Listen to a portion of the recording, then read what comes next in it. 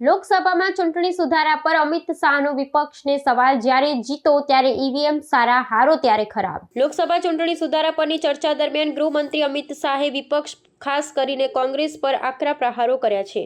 શાહે ગૃહમાં સ્પષ્ટ શબ્દોમાં જણાવ્યું હતું કે વિપક્ષ જ્યારે ચૂંટણી હારી જાય છે ત્યારે પોતાની હારનો દોષ ઈવીએમ અને મતદાર યાદી પર ઢોળે છે, પરંતુ વાસ્તવિકતા એ છે કે તેમની હાર માટે ઈવીએમ નહીં પણ તેમનું નેતૃત્વ જવાબદાર છે। તેમણે કટાક્ષ કરતા કહ્યું હતું કે જ્યારે વિપક્ષ ચૂંટણી જીતે છે ત્યારે ચૂંટણી પંચ મહાન લાગે છે, પરંતુ હારતાની સાથે જ ચૂંટણી પંચ નકામું અને ભાજપના ઇશારે કામ કરતું હોવાના આક્ષેપો શરૂ થઈ જાય છે, જે લોકશાહીમાં બેવડા ધોરણો સમાન છે।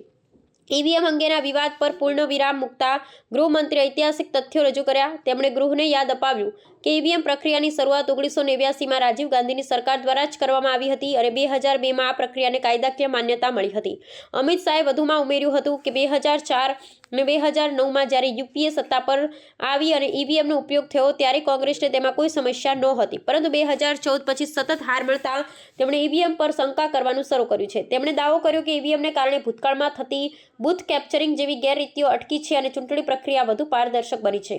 મતદાર યાદી સુધારણા કાર્યક્રમ અંગે વિપક્ષના વાંધાઓને ફગાવતા શાહે જણાવ્યું હતું કે આ બંધારણીય પ્રક્રિયા છે જેનો ઉદ્દેશ્ય બોગસ મતદારો અને ઘૂસણખોરોને દૂર કરવાનો છે। તેમણે વિપક્ષને પડકાર ફેંક્યો કે શું તેઓ ઘૂસણખોરોને મતદાર યાદીમાં રાખવા માંગે છે। શાહે ભારપૂર્વક કહ્યું કે સરકાર ડિટેક્ટ, ડિલીટ અને ડિપોર્ટ શોધો રદ કરો અને દેશ નિકાલ કરોની નીતિ પર મક્કમ રહેશે, ભલે વિપક્ષ ગમે તેટલો વિરોધ કરે। આ ચર્ચા દરમિયાન વિપક્ષે વોકઆઉટ કર્યું હતું, જેના પર શાહે ટિપ્પણી કરી હતી કે વિપક્ષ સત્ય સાંભળવાની હિંમત ધરાવતો નથી। हारने की परंपरा शुरू करने के बाद इन्होंने सबसे पहले ईवीएम को निशाना बनाया। मैं आपके माध्यम से सदन को और सदन के माध्यम से देश की जनता को बताना चाहता हूं, ईवीएम कौन लेकर आया इस देश में? मान्यवर कौन लेकर आया?